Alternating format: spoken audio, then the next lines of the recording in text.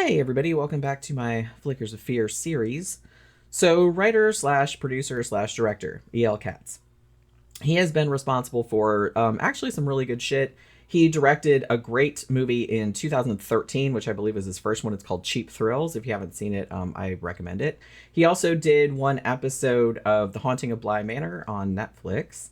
And he directed probably my favorite series of sci-fi's Channel Zero thing called The Dream Door, because it was a thing where they each season was based on like a different creepypasta.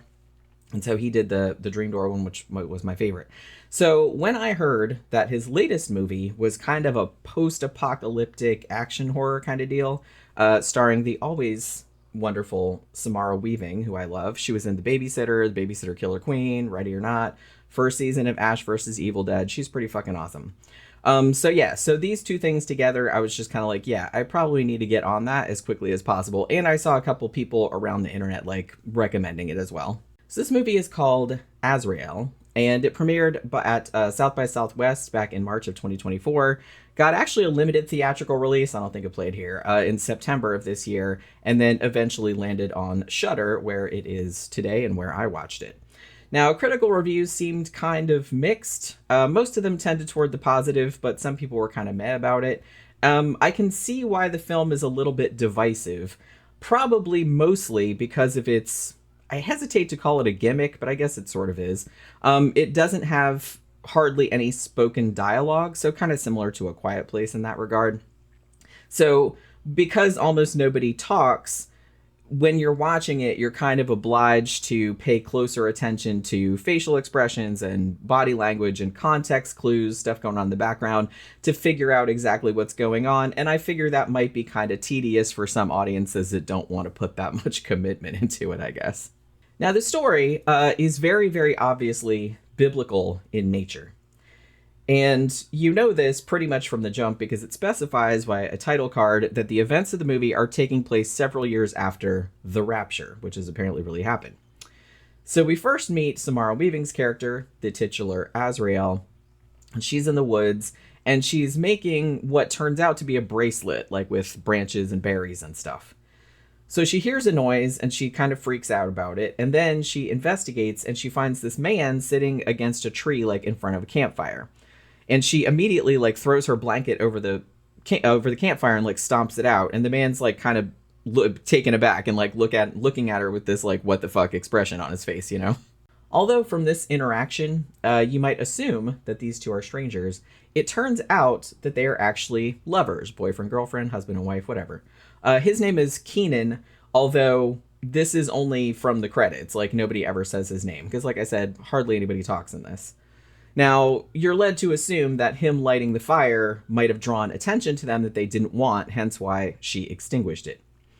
Astute viewers will also notice that both Keenan and Azrael have little cross-shaped scars, like on their throats, like right here.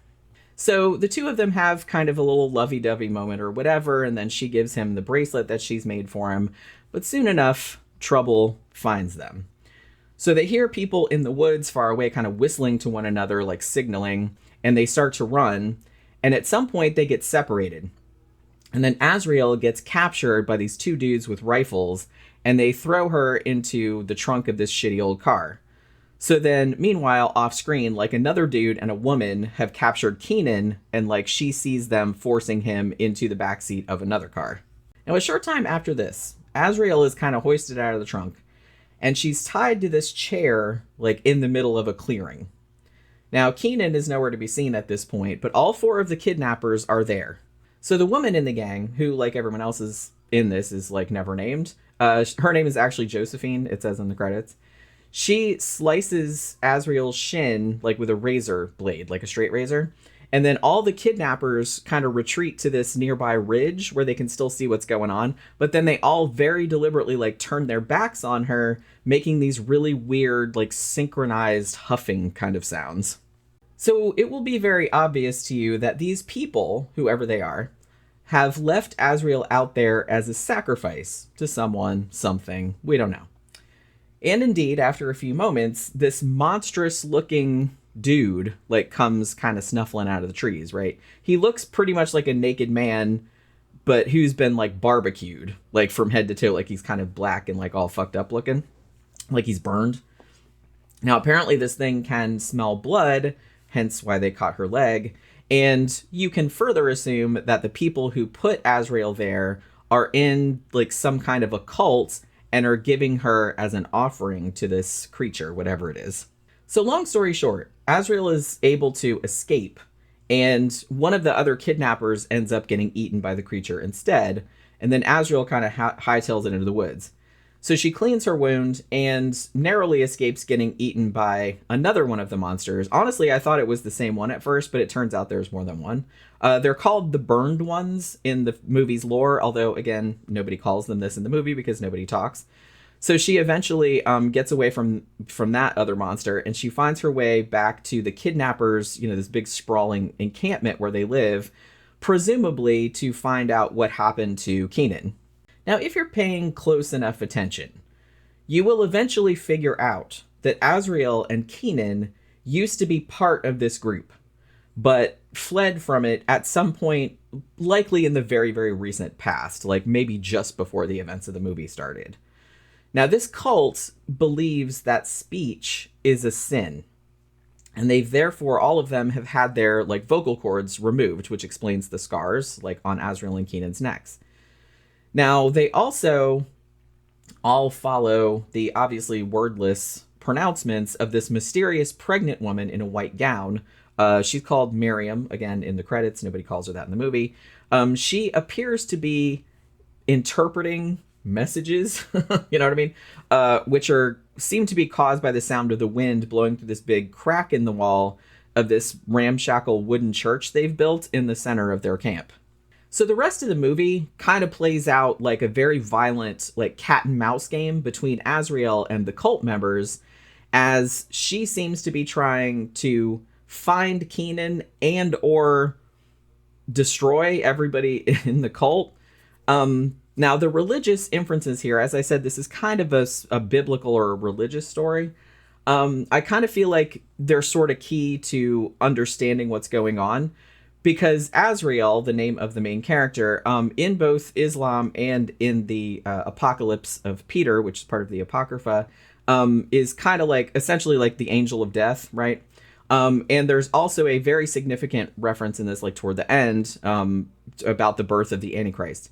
Now, I hesitate to call this an allegory in the same way that something like Darren Aronofsky's Mother was an allegory of like the Genesis tale and stuff like that.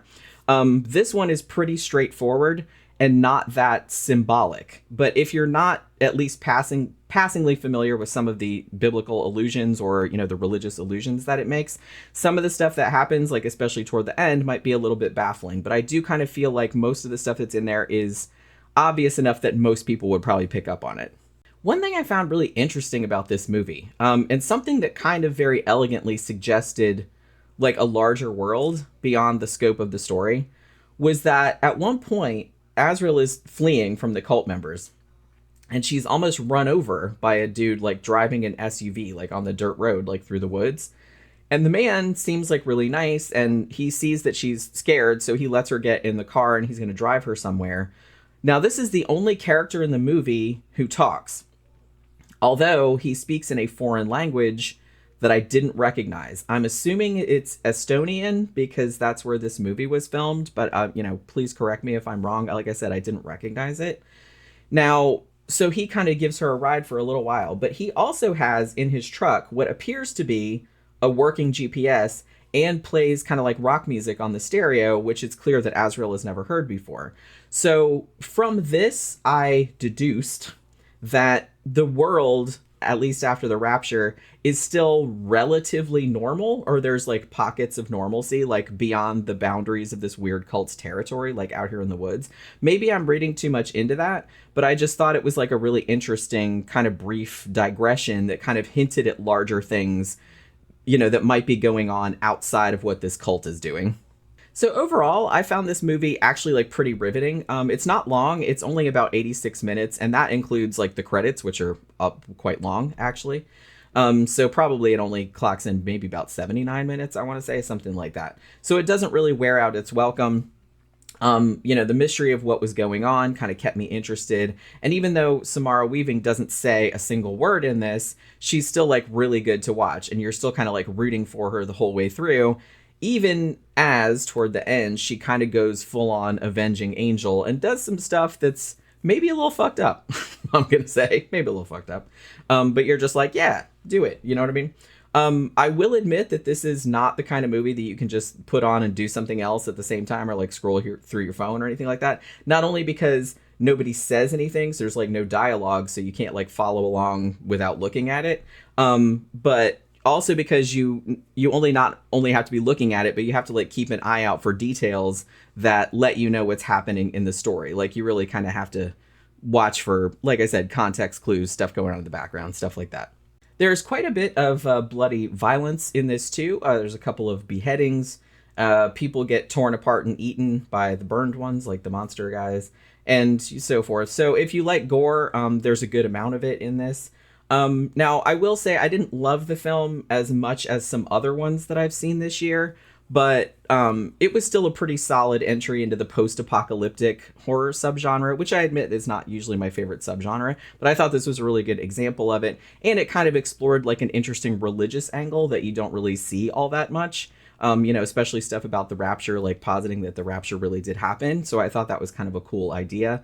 The lack of dialogue obviously might bother some people, but I didn't really mind it. Like I said, you just have to watch it. You can't just like, look elsewhere. Otherwise you'll have no idea what's going on.